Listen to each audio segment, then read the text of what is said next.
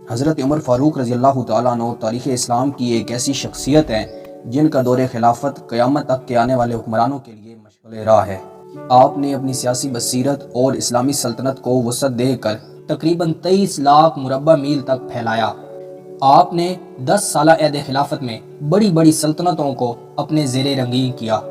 تاریخ کے نامور سکندر اعظم، چنگیز خان اور تیمور کے ناموں سے کون واقف نہیں۔ انہوں نے اپنے ادوار میں بہت سی فتوحات کی، مگر جب وہ فتوحات سے فارغ ہوتے تو جگہ جگہ انسانی لاشیں، کھوپڑیوں کے پہاڑ، خون کی ندیاں، ہر جگہ ویرانی نظر آتی۔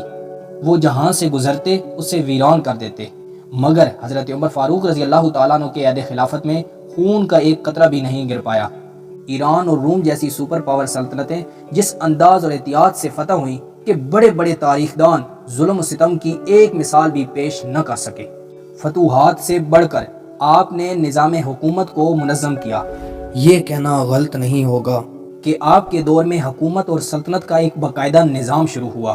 آپ نے نظام حکومت کو چلانے کے لیے بہت سے محکمے اور انتظامی شعبہ جات قائم کیے اور ان سب کے نگران مقرر کیے، اور آپ کی خاص بات یہ تھی کہ آپ نگران مقرر کرنے کے بعد ان کا احتساب بھی کرتے تھے۔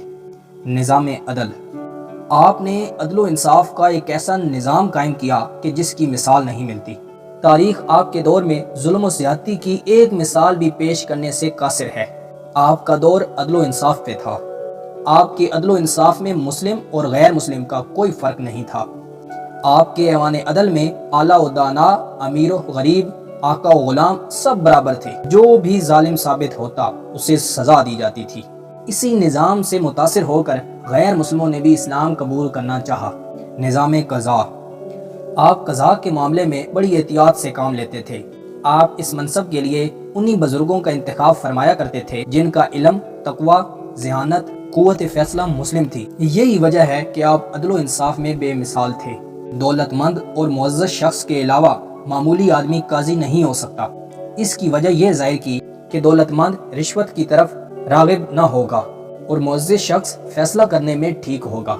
حضرت عمر فاروق رضی اللہ تعالیٰ عنہ کا یہ طرز عمل رہتی دنیا کے لیے عظیم مشعل راہ ہے کہ قاضی کو کسی کے بھی زیر اثر نہیں ہونا چاہیے اور تمام تر شہادتوں کو پیش نظر رکھتے ہوئے بغیر کسی شخص کے دباؤ میں آ کر فیصلہ کرنا چاہیے۔ نظام احتساب، آپ نے احتساب کا سخت نظام قائم کیا ہوا تھا، یہاں تک کہ اپنے گھر والوں کا سخت احتساب فرمایا کرتے تھے۔ تاریخ کی کتابوں میں ایسے کئی واقعات ہیں جن میں آپ نے اپنے بیٹے، بیٹی اور زوجہ کا احتساب کیا۔ آپ رضی اللہ تعالیٰ عنہ بعض اوقات ایسے کاموں سے بھی اپنے گھر والوں کو منع فرمایا کرتے تھے جو مباح ہوتے تھے۔ پولیس کا محکمہ، آپ نے پولیس کا ایک باقاعدہ اور مستقل محکمہ قائم کیا تاکہ امن و امان کے قیام کو یقینی بنایا جا سکے۔ لوگوں کے مختلف معاملات پہ نظر رکھنے کے لیے آپ نے پولیس کے افسروں کو مقرر کر رکھا تھا۔ اس کا کام غیر اسلامی اور غیر قانونی افعال سے روکنا تھا۔ جیل خانے، آپ رضی اللہ تعالیٰ عنہ نے جیل خانے قائم کیے جن میں مختلف جرائم پیشہ لوگوں کو قید کیا جاتا تھا۔ آپ نے سب سے پہلے مکہ میں 4000 درہم کے عوض صفوان بن امیہ کا گھر خرید کر اسے جیل خانہ بنایا۔ اس کے علاوہ دیگر اضلاع میں بھی جیل خانے بنائے گئے۔ بیت المال کا قیام، آپ رضی اللہ تعالیٰ عنہ نے بیت المال کے نظام کو وسعت دی۔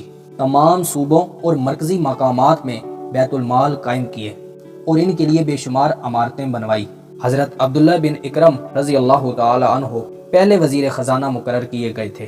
نظام تعلیم، آپ نے نظام تعلیم پر بھی توجہ دی، درس و تدریس کا معاملہ شروع کروایا۔ اس لیے آپ نے قرآن سکھانے والے معلمین کو مقرر فرمایا جو لوگوں کو قرآن و سنت کی تعلیم دیا کرتے تھے، اور ایک خاص بات یہ ہے کہ آپ کے عہد میں قرآن مجید کی تعلیم لازمی تھی۔ فاروق اعظم کا دور تاریخ اسلام کا ایک عظیم اور مثالی دور گزرا ہے۔ اتنی بڑی سلطنت کے حاکم ہونے کے باوجود آپ نے سادگی میں زندگی گزاری۔ آپ میں خدمت خلق کا جذبہ تھا۔ آپ نے رعایا کی خبرگیری کو لازمی رکھا۔ آپ نے عوام کے لیے اپنا دروازہ کھلے رکھنے کی پالیسی بنا رکھی تھی۔